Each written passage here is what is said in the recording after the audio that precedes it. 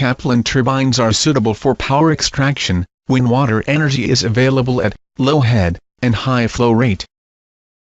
Which means, they are suitable for operation, when water is stored in a big reservoir, at a relatively shallow altitude. In Kaplan turbine, flow is entered through a spiral casing. Decreasing area of casing makes sure that flow is entered to the central portion, almost at uniform velocity, throughout the perimeter. Water after crossing the guide vanes, passes over the runner. Finally it leaves, through a draft tube. Most important part of Kaplan turbine is its runner. Cross-section of runner blade will have a curved shape.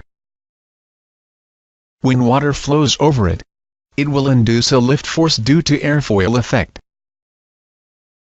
Tangential component of lift force will make the runner rotate. This rotation is transferred to a generator, for electricity production.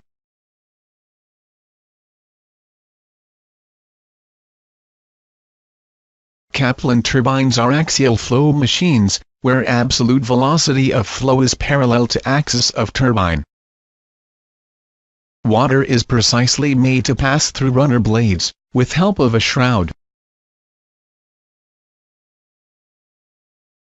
Power demand may fluctuate over time. A governing mechanism, which controls position of guide vanes, is used to control water flow rate. This can meet for varying power demand. Blades of Kaplan turbine are designed to operate under a wide range of operating conditions. A rotating blade experiences relative velocity of flow. The fundamental thing in blade design is relative velocity of fluid flow should be at optimum angle of attack at all cross sections. Even though absolute velocity is axial, relative velocity will be inclined, depending upon blade velocity. Inclination of relative velocity increases, as we move from root to tip, due to increasing blade velocity. There should be continuous twist in blade, from root to tip, so that at every cross-section the angle of attack is optimum.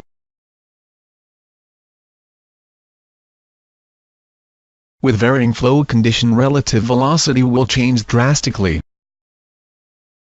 Kaplan turbine blades are adjustable. When flow rate is high, relative velocity of flow will be more axial, so blade should pitch vertically. If flow rate is low, relative velocity of flow is more tangential, so blades are pitched in tangential direction. In short, pitching action of blade makes sure that blade is still in optimum angle of attack, even under varying flow.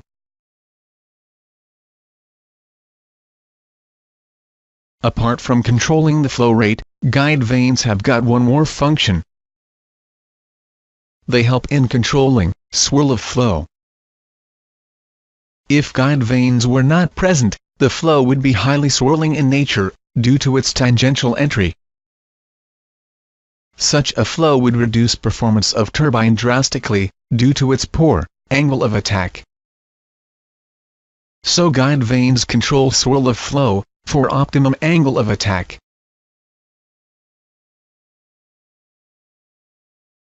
Biggest challenge in design of Kaplan turbine is how to overcome problem of cavitation, which causes material erosion and vibration. Cavitation is unavoidable in Kaplan turbine, since in most of the regions, pressure goes very low.